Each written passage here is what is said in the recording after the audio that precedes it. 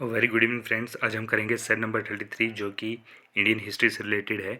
सब टॉपिक या चैप्टर आपका रहेगा मौर्य उत्तर ओब्लिक गुप्त पूर्व काल 185 से 319 ईसा तक। ठीक है, तो मोस्ट इंपॉर्टेंट 1 to 20 क्वेश्चंस का सेट रहने वाला है। सभी क्वेश्चन मोस्ट इंपॉर्टेंट है। वीडियो को पूरा एंड तक देखिए।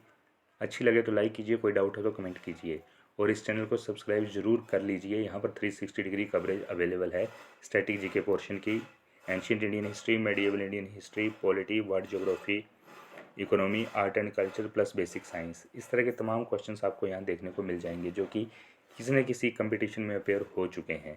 स्टार्ट करते हैं आज का फर्स्ट क्वेश्चन। आज का फर्स्ट क्वेश्चन है, निम्नलिखित में से कौन कनिष्क के बौद्ध होने के लिए उत्तरदायी था। ठीक है, तो कनिष्क ने बौद्ध धर्म को अपना लिया था। ठीक है, तो इसके लिए उत्तरदायी था अशोक घोष। ठीक है, आगे मूव करेंगे सेकंड क्वेश्चन। सूची 1 को सूची 2 से सुमेलित कीजिए। अगेन इंपॉर्टेंट क्वेश्चन, ऐसे क्वेश्चंस का आजकल ट्रेंड है।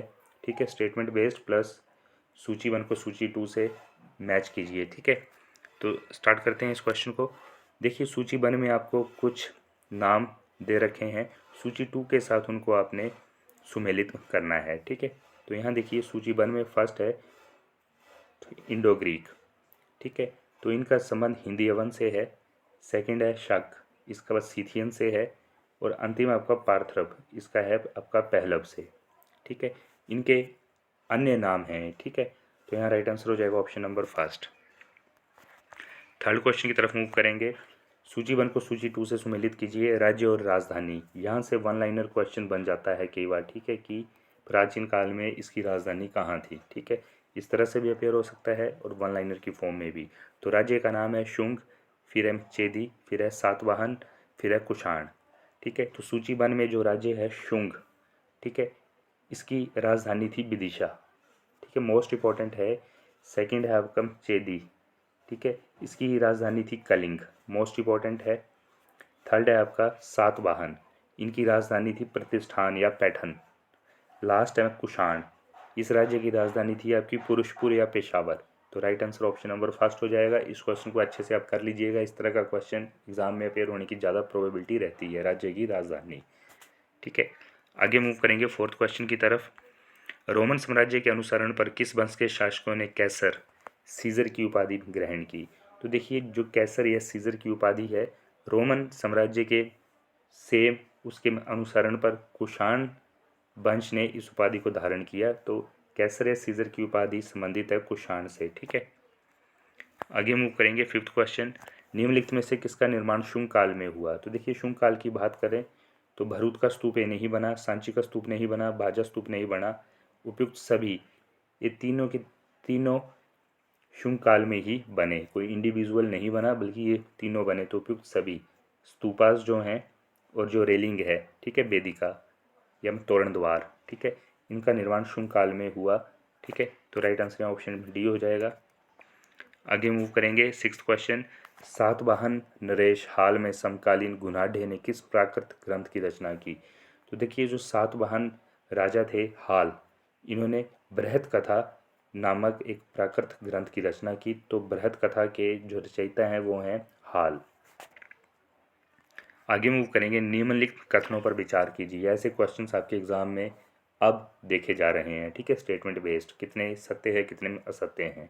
ठीक है, तो देखिए क्वेश्चन है पहला स्टेटमेंट, सातवाहन शासक बौद्धों पर अत्याचार करते थे। पुष्यमित्र शुंग बौद्धों को संरक्षण देते थे। बोध गया में शशांक ने बोधि वृक्ष को काट दिया। कौन से कथन सही हैं। तो देखिए, केवल 3 जो कथन है ये सही है।